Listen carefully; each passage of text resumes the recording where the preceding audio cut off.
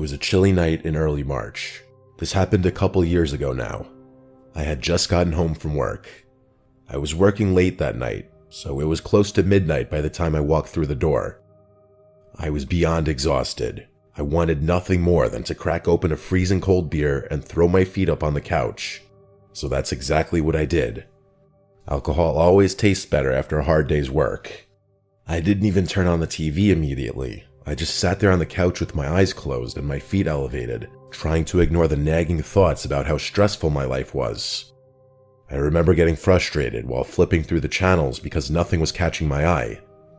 After sifting through for another few minutes, I ultimately gave up and opted to enjoy my beer in silence. Like everything else in my life, peace and quiet was apparently too much to ask for, because not 10 seconds later, all the lights in my house simultaneously shut off. You know that slightly fuzzy popping sound that comes a split second before everything shuts off? Yeah, there's nothing I hate more than hearing that noise. For whatever reason, our house had a tendency to lose power every so often. Now that I think about it, it still does. Anyway, my first reaction was to step outside and see if any of the neighboring houses were affected. I stepped outside and shut the door behind me, trying to preserve any heat that I might not be able to get back should I fail to restore the power.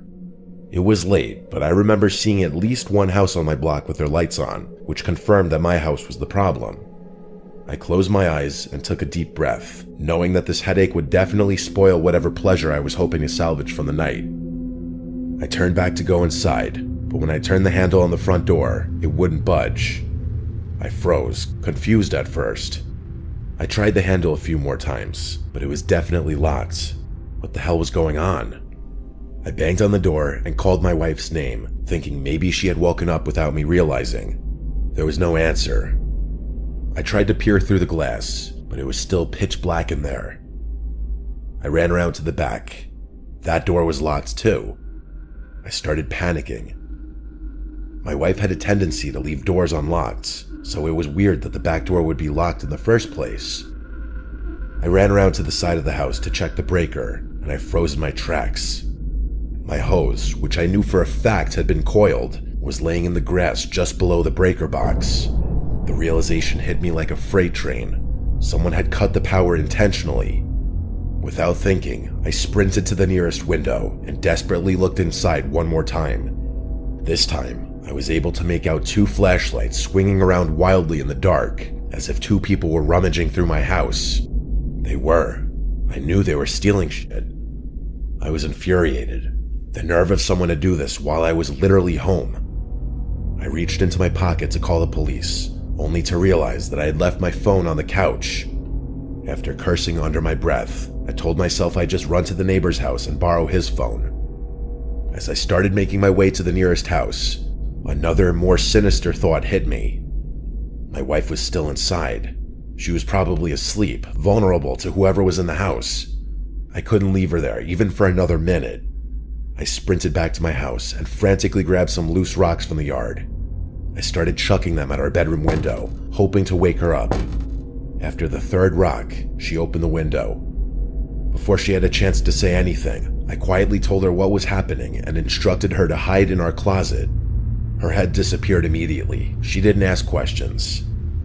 I then sprinted to my neighbor's house and banged on the door.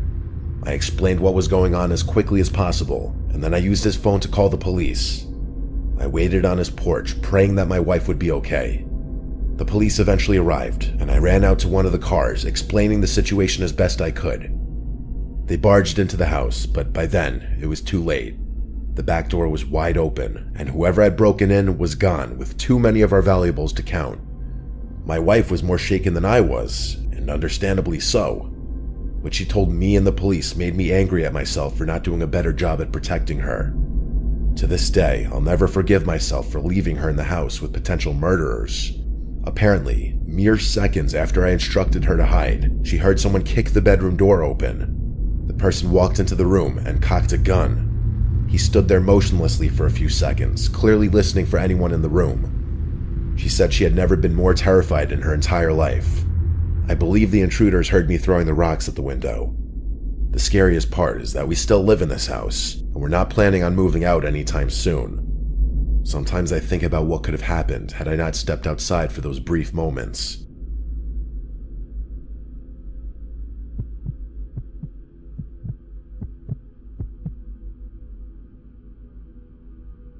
I've always lived in the shadow of my older brother. I'm not bitter about it, but it's just been the truth. He's got a successful business, and I've been trying to replicate that for the better part of 6 years now. I recently moved back in with my parents to try and find some footing. Going back home definitely felt like a step backward, but I didn't have many options. I was staying in the basement to keep out of their way as much as I could. It wasn't too bad down there. It was almost like a mini apartment. The basement had its own little kitchen, bathroom, office, bedroom, and even a TV with my old video games. With all that, I rarely went upstairs. I could pretty much live down there on my own, and it kept me from feeling like a total burden. One night, it was either Friday or Saturday, there was a pretty nasty storm blustering outside. Rain was hammering against the windows, and the wind was strong enough to rattle the whole house. I can't overstate the intensity of it. It was one of the wildest storms I had ever seen at that point. My parents were out of town for the weekend, so I had the place to myself, which was fine by me. I remember it being extra cozy down there that night.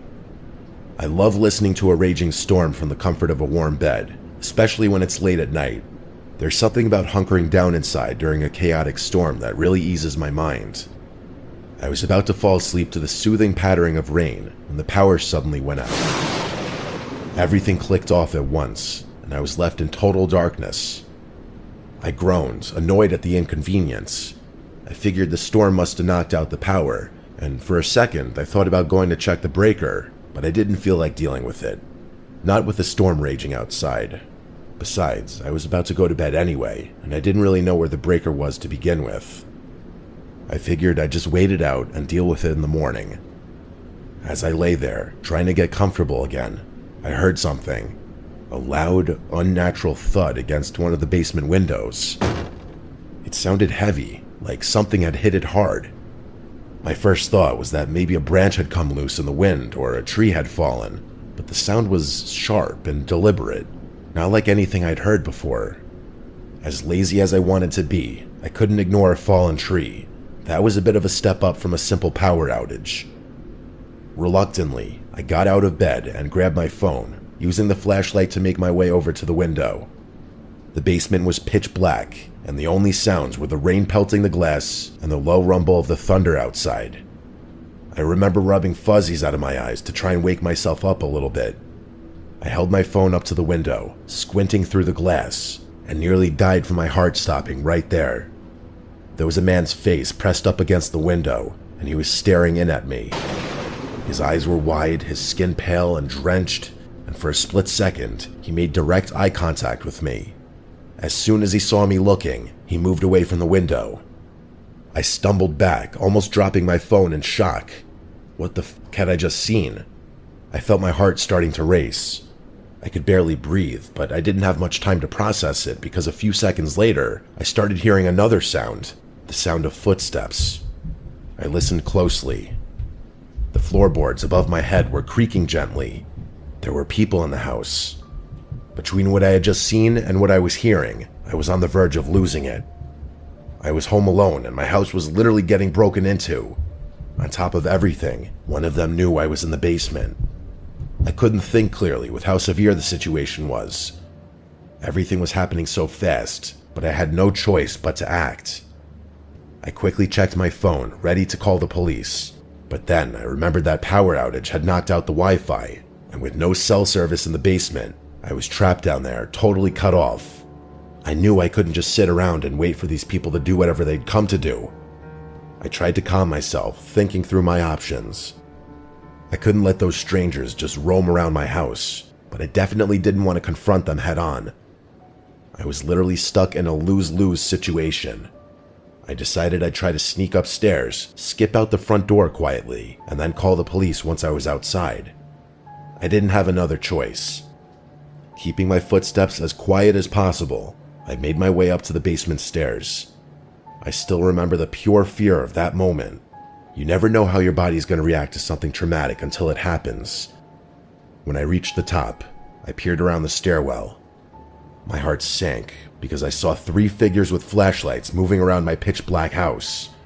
I watched them for a few seconds, literally petrified. One of their flashlights panned across their body just long enough for me to make out what one of them was carrying. It was a gun. I froze. Every muscle in my body was tense. I didn't move. I just watched as they murmured to each other in low voices. That's when I heard one of them say something that escalated the situation even further, if that was even possible. In a calm, almost casual voice, one of them said, "Alex is in the basement, go find him." I can't describe the terror I was feeling.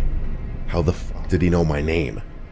I backed down the stairs as quietly as I could, trying to keep my breathing steady, but inside, I was losing my shit entirely. I knew I didn't have much time. They were coming for me, and I had no idea what was going to happen once they found me.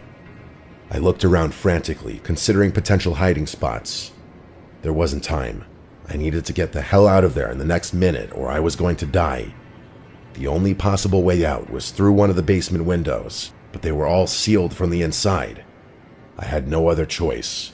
I grabbed a nearby stool, climbed up one of the window wells, and smashed the glass with my elbow. Shards of glass flew everywhere, but I didn't care. I scrambled through the broken window, pulling myself out into the rain.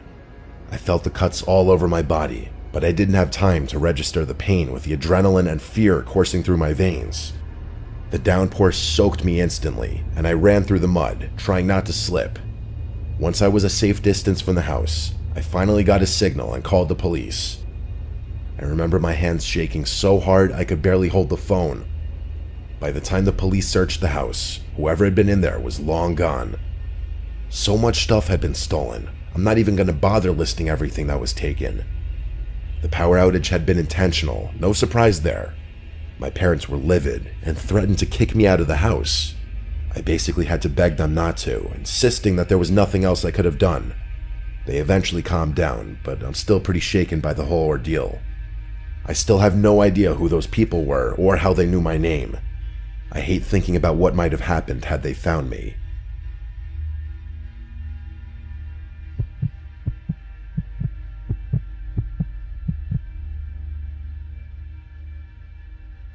I live in a quiet suburban area, but there are a lot of more densely populated towns within driving distance of me. A few months ago, I picked up a night shift security job at a warehouse a few towns over.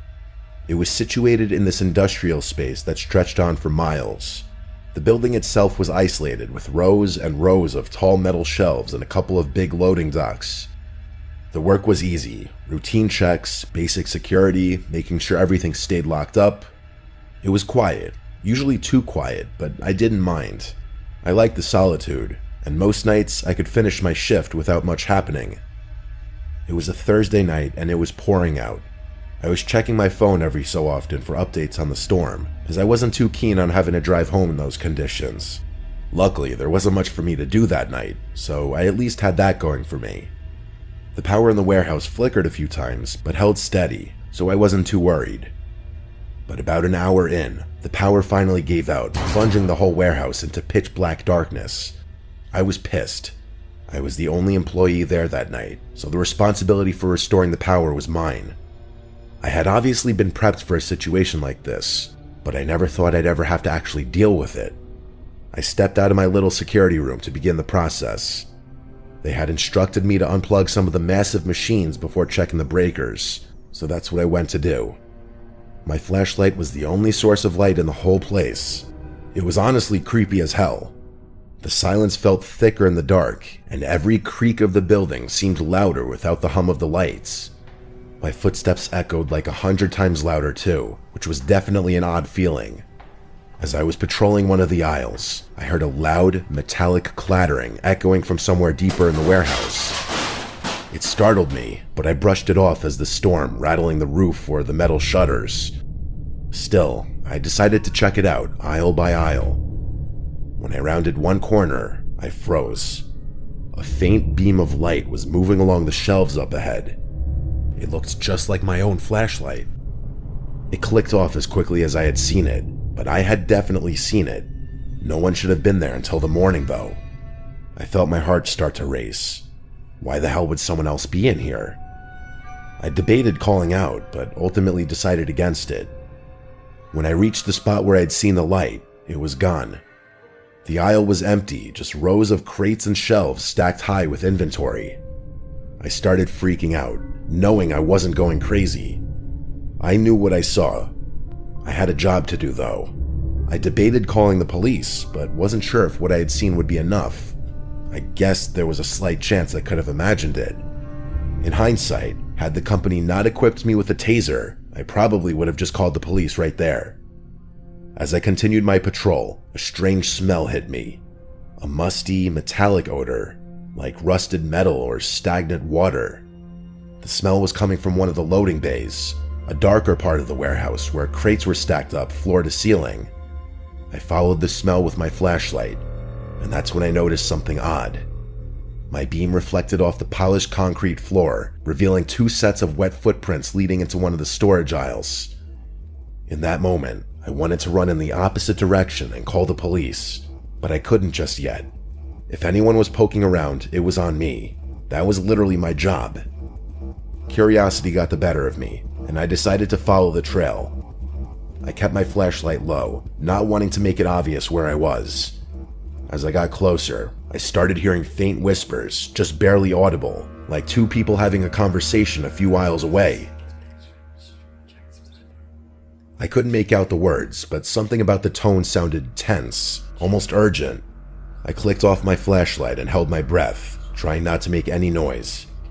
I gripped my taser and crept closer to the whispering. As I turned the corner, I raised my flashlight to confront whoever was there, but there was honest to God no one in front of me. The whispering had also stopped, which was pure insanity. They had literally been right in front of me. How the hell had they disappeared so quickly? The whole situation had me rattled. I decided that I wasn't getting paid enough for this, so I decided to just make a beeline for the circuit room and get the power on without worrying about my other tasks. I made it there and started fumbling around with the breakers in the dark. As I was doing that, I heard something scrape across the floor nearby. I swung my flashlight around and spotted the edge of a metal tool lying just a few feet away. A crowbar. It hadn't been there before. This was serious now. Whoever was in there with me had potentially malicious intentions. I yelled out that I was armed, which was kind of a half-bluff considering the taser. I needed to get out of there as fast as possible. My nerves were shot at that point, but I knew my life was more valuable than whatever consequences I'd face for leaving. As I was heading for the door, a loud, metallic crash echoed from the far end of the building, followed by the unmistakable sound of rushing footsteps. I felt a surge of adrenaline and started running toward the noise. I turned the corner, and there they were. Standing in the middle of the aisle were 2 figures dressed all in black. One of them was holding a crowbar identical to the one I had just walked past. They looked at me for a split second, and then, without warning, started sprinting directly towards me. I didn't think, I just turned and ran. All the confidence I had just mustered up was gone. I could hear their footsteps pounding behind me, but I didn't dare look back. I weaved through the aisles, praying that I'd be able to navigate this place better than they could. After what felt like an eternity, the footsteps faded. I paused, catching my breath, and realized they weren't chasing me anymore. Eventually, I made my way toward the exit door and stepped outside. I immediately called the police and begged them to come as quickly as possible. They actually arrived pretty quickly, which I was thankful for. Of course, those 2 strangers were long gone by then, but the officers were really helpful, and even helped me get my power back up. My boss was not as sympathetic, though. He gave me shit for running, and I almost lost my job over the whole incident. I still can't get over how strange the whole encounter was. Like, it was clear that those people were messing with me, but they still chased me with a weapon. The worst part is I still work nights in that warehouse, although my boss did start putting at least 2 people on the shift every night. I still don't know what to make of the whole thing. I'm just glad those guys didn't catch up to me.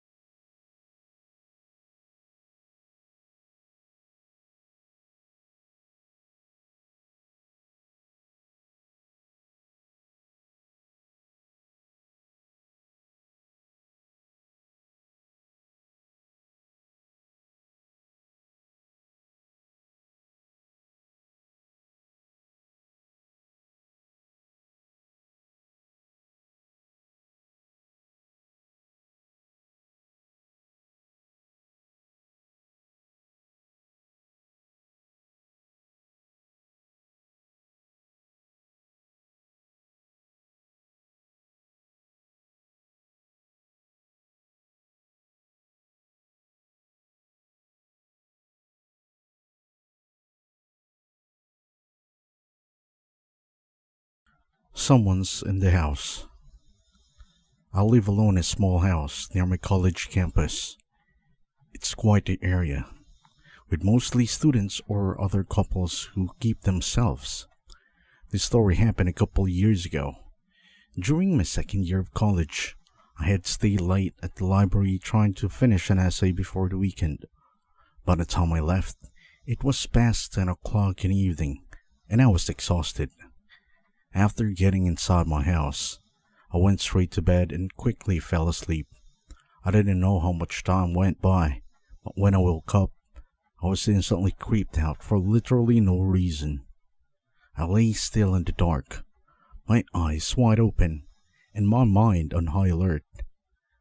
The weird unease grew stronger, so I decided to leave my bedroom and get a glass of water.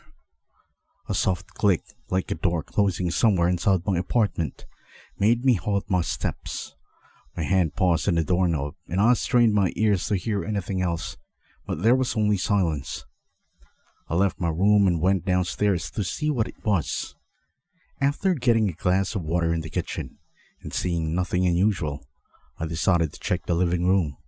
That's when I noticed two strange things. The television was on, and I had left the window partly open. I went over and closed the window, assuming the wind must have blown the door shut earlier. The open window was nothing out of ordinary, as it happened to me from time to time. However, the TV was more concerning. It was flickering, with a blue screen and the words "no signal" bouncing around. I never watched TV and definitely hadn't turned it on when I got home. Feeling uneasy, I grabbed the remote and turned it off. Though I was still confused and did not know why it was on. Decided to head back upstairs, thinking it might be just a technical issue. I lay down on my bed and tried to fall asleep again. When all the lights were closed, and I closed my eyes, I heard another noise. I thought it sounded like somebody walking around downstairs. At first, I told myself I was being paranoid because of what I had heard earlier. It was hard to hear something downstairs clearly. It seemed like the noise could have been anything, but it was so far away, and I could barely hear it. Still, the muffling sound continued. I kept listening, and I realized that the sounds were actually getting louder. I jolted out of the bed and walked to my bedroom door, pressing my ear against it. That's when I know for sure. There was definitely someone in my house. I started to panic and immediately locked the door and hurried to the other side of the room to grab my cell phone. I had no idea, but somebody was just inside my house. As I scrambled to dial 911, I heard footsteps approaching down the hallway. At that point, I froze. I was unable to speak because I didn't want this person inside the house to hear me. The 911 operator answered the phone, but I didn't say anything. I then heard the person inside my house reach outside my door, and then they tried the handle. The door didn't open because it was locked. After that, the person turned and walked back in the opposite direction. After the footsteps went away, I'm not sure where they went. I was finally able to speak and told the 911 operator what was going on. I stayed in my room with the door locked and stayed on the line with the 911. They were really quick to respond, and within probably 3 or 4 minutes, the police were at my house. During the time I was waiting, I didn't notice hearing any other noise. When the police arrived and did a thorough search of my house and yard, nobody was found. The door was unlocked, though, which I'm certain it wasn't when I went up to bed. I never found out who broke into my house. I also don't know how or when they got in. I'm guessing when I was at work, probably earlier in the night, maybe shortly before I arrived home. That's what makes the most sense, in my opinion. My only guess as to how they got in was possibly through the window that I had left open a little. It's ironic that seeing open a window made me feel better, thinking the wind had blown the door shut when possibly intruder entered my house through that very window. After that night, I became more careful, always making sure all doors and windows were locked before leaving. And for several months there have been any issues like that again, and I hope it would stay that way. However, one winter night, I returned home after a movie night with my friend and discovered that every light in my house was on. Afraid that someone had broken into my house, I called the police again. As I sat in my car, my eyes glued to the windows, I saw a figure walk past. It was a woman, but the curtains drawn. I could not see her face and only made out her silhouette. She stood right behind the window, swaying gently and deliberately, holding something in her arms, maybe a baby, but I couldn't be sure. The sight was terrifying, but luckily, the police arrived at my house just a few minutes later. By then, the woman was no longer standing by the window, but with all the lights on, I assumed she was still inside. However, when the police broke in and thoroughly searched my house, they found no one inside, no damage and no stolen items, but they did find muddy footprints in the living room. The print started in the middle of the hallway, circled in the living room, and then abruptly ended. It was as if the woman had appeared out of thin air and then vanishes, just as mysteriously. The whole situation left me confused and horrified. Needless to say, I didn't stay to find out what really happened. It could have been a ghost or something equally disturbing, but I didn't care. All I knew was I needed to get out of the house, and that's exactly what I did. I quickly gathered my belongings and left in the middle of the night. The suspicious behavior. I'm a 24-year-old woman, and 3 years ago, when I changed jobs and moved to a new city, I live alone in a one-bedroom apartment. It was the cheapest unit in the complex, with a partial wall dividing the kitchen from the bedroom, which was only a living room. Despite its size, the apartment was quite nice and offered all the convenience I needed. Since I rarely spent much time there on weekends, I was satisfied with it. This event happened one weekend, about a month after I moved. It was Friday night and I was home alone. The night passed by and I played video games for the whole evening around 11 o'clock. I was tired and decided to go to sleep. My story happened one weekend, about a month after I moved in. It was a Friday night and I was home alone. I spent the whole evening playing video games, and by around 11 o'clock, I was tired and decided to call it a night. I walked over a large sliding glass door that led to my small balcony and went to close the blinds like I did every night before bed. As I was about to close the blinds, I glanced outside and noticed someone standing next to my car in the parking lot. I stopped what I was doing and watched from afar. It was a man, dressed in all black and wearing a baseball cap. His behavior was suspicious, constantly glancing around before kneeling down and fiddling with my car. I saw him try to open the door, but luckily it was locked. He then began peering through the windows and checking around the vehicle, probably trying to find a way to break in. Deciding I'd seen enough, I opened the door and stepped out on the balcony, shouting, "Hey, what are you doing?" The man immediately looked up and saw me. I expected him to be scared of being caught and run, but instead he stood up and stared right back at me. For a few tense moments, he just stood there watching me. It was unsettling and unexpected, but I didn't want back down and yelled again, louder, repeating the same question. He didn't respond. He just kept staring. Then he slowly turned and began walking away from my car, straight towards my building. I watched as the guy walked all the way to the front doors of the apartment building, disappearing from my views. His intention seemed clear, but I couldn't tell if he entered since the doors were hidden.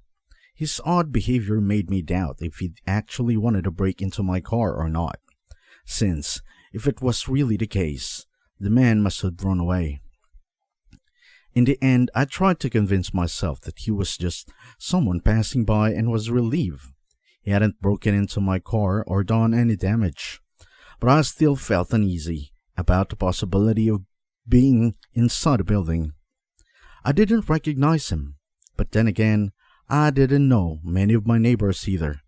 I went back inside, locked the sliding door, double-checked the front door, and then started getting ready for bed. I fell asleep quickly after that, but just 5 minutes later, I heard the clicking of someone trying to open my apartment door.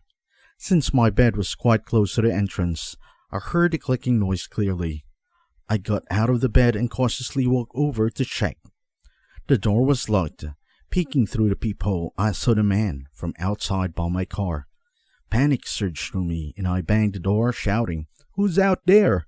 The clicking stopped, and when I looked again, his eyes were peering right back at me through the peephole. He was unbelievably bold. I hit the door hard and yelled, "I've already called the police," hoping to scare him off. It seemed to work because he hesitated. I kept watching, my heart pounding, as he stood there for a moment before knocking on the door. I didn't respond, holding my breath. After a tense silence, he finally turned and walked away. I was left with so many questions. Who was this guy? Why was he trying to break into my car? And why was he now at my door? The thought that he might live in the same complex made me deeply uneasy, but despite that, I eventually went back to bed. Thankfully, he didn't return to disturb my sleep that night. However, my worst fear came true. A few days later, when I encountered that creepy guy again, I arrived home from work one afternoon, parked my car in the parking lot, and then went inside the building. When I did, I got inside the elevator to take me up to the floor, which was the 4th floor. Right after I got inside, I saw the same man come into my view. He was walking down the hallway and headed towards the elevator. The guy was kind of far away, but after he saw me, he started speeding up and got right before it closed. It seemed like he was headed to the same floor as me, since he walked in and glanced at the buttons without pressing any number. With just that, I found myself trapped with him, standing frozen in the corner as he stood in front of me. It was terrifying, and I had no idea what he was going to do. To my surprise, he didn't do anything. It was as if he didn't recognize me, or maybe he was pretending not to. I wasn't sure. The elevator lifted to the 3rd floor, and a family of 3 stepped in, pressing the button for the 7th floor, which was 1 floor above mine. I let out a breath of relief, thinking I could walk out slowly, safely without being alone with him. When the elevator reached his floor, he walked out. Without even glancing back, I was left confused and immediately pressed the button to close the door. Once they shut, I quickly explained the situation to the family and asked if they could walk me to my apartment door. Thankfully, they agreed. We went down to my floor, and I made it to my room without any sign of the man. I thanked him and went inside. After that, he never came to my door again. I didn't encounter him. Still, for my own safety, I moved out of that apartment. A week later. Who's the woman at the door? My mother tragically passed away after giving birth to my little brother Noah. I was only 7 or 8 at the time, and the experience didn't just traumatize me for life, but also forced me to grow up far too quickly. With my mother gone, I had to take responsibility to take care of my brother.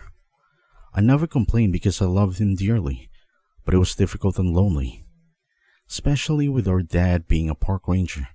He often had to leave us alone at night to patrol the woods and nearby campgrounds. One night, like any other, Dad had gone out to check the trails. He usually got back after midnight, but he wasn't worried about us being alone. We'd been raised to be tough and self-reliant. At the time, my brother Noah was 6, while I was 14. We lived in a small house, but it was firm and secure, so we never had to be afraid of anything, or that was what child minds thought. I remember it was weeknight. After helping Noah with his homework and finishing mine, we went to bed. Whenever Dad was away, Noah and I would sleep in the same room with a light on. He fell asleep first and I soon followed, drifting off the steady ticking of the old clock in the living room.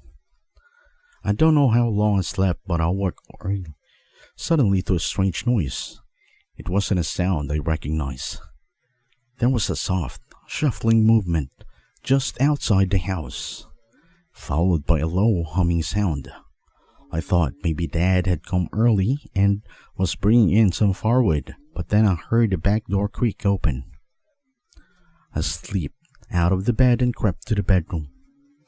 The wooden floors were so old that they squeaked under every step, but I was careful to be as quiet as possible. I peered into the dark hallway, and the hairs on the back of my neck stood on end. The back door was wide open, and a cold mountain air drifted in, carrying it with a faint smell of a damp earth that made me uneasy. My eyes quickly adjusted to the darkness. In an instant, I caught a glimpse of movement. Then I saw, next still haunts me to this day, a figure standing just inside the doorway. It was a tall, thin woman, her hair wild and tangled, her clothes tattered and hanging off her bony frame. She stood there, swaying slightly, humming softly to herself. I was frozen in place, my heart pounding so hard I thought she might hear it. Then without warning, she turned her head sharply toward me, and her eyes leapt. Her eyes were sunken, her face gaunt and pale, like something out of the nightmare. I screamed and slammed the door shut. My hands were shaking so badly that it took me two tries to get the latch through and lock the door. But a woman started pounding at the door, her voice shrill and desperate. "Let me in," she screamed. "Please, I need to see my children."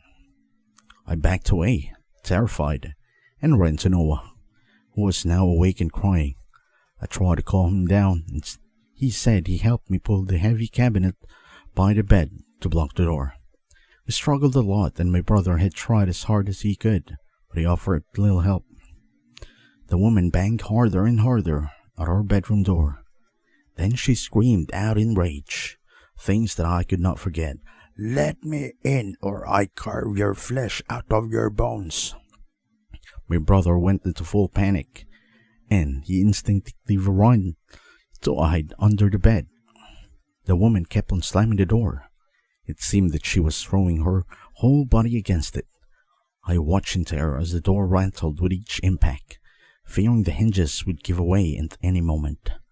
In that critical moment, I drew on every ounce of strength that God could give a skinny 14-year-old girl and began pushing the cabinet inch by inch until it stood against the door. Once I had wedged it in place, I moved to my school desk, frantically sweeping everything on the floor and shoving the desk on top of the cabinet. The woman's voice grew louder and more frantic with each passing second. I then called for Dad, praying desperately that he'd hear me and come running. But the only response was her crazed voice outside, screaming threats to kill us if we didn't let her in. I felt like I was going to lose my mind while waiting for my dad to pick up. His phone rang, but he didn't answer. I tried and tried again, but each time it went straight to voicemail. With no other choice, I dialed 911. Just a few seconds later, a woman's voice came through, asking about our emergency. I told her what was happening, my words stumbling over each other. After getting our address and understanding the situation, she assured me that the police were on their way. She then told me to stay calm, but every time the woman outside slammed the door, I lost a bit of my sanity. Suddenly, the banging stopped. My house went eerily quiet, with only the sound being the crackling of the dying fire in the living room. I held my breath, clutching the phone to my ear, straining to hear anything outside. "She's gone quiet," I whispered to the operator, feel still gripping in my chest. "I don't know if she's still there." "Stay on the line with me," the operator urged. "Officers are on the way, just keep talking to me." Then I heard hurried footsteps leaving the house, but instead of feeling relief, my gut twisted with fear. I knew she wouldn't give up so easily, was definitely up to something. Some vicious plan I couldn't yet fathom. I glanced at a window, and immediately it clicked. I ran to the cabinet and tried to move it away from the door, but it was too late. She was already there, standing right outside, staring in with a wide, twisted grin. With an axe in hand, she spat at our window. I tried my best to ignore her and kept pushing the cabinet out of the bedroom door. It moved, but at a pathetic speed, while the moon could break at any moment. Desperation and horror gripped me. But then I heard the distant sound car engine. Relief washed over me as I quickly recognized that sound. It was my dad. Then I heard his deep voice roar, "Hey, stop!" The woman stopped, slowly turned her head to face my dad, then lunged at him. 3 gunshots rang out, and everything went quiet again. And this time I knew my brother and I were safe. What happened next felt surreal. My dad ran to us, as panicked as we were. My brother couldn't stop crying. And soon the police arrived with an ambulance, but it wasn't for us.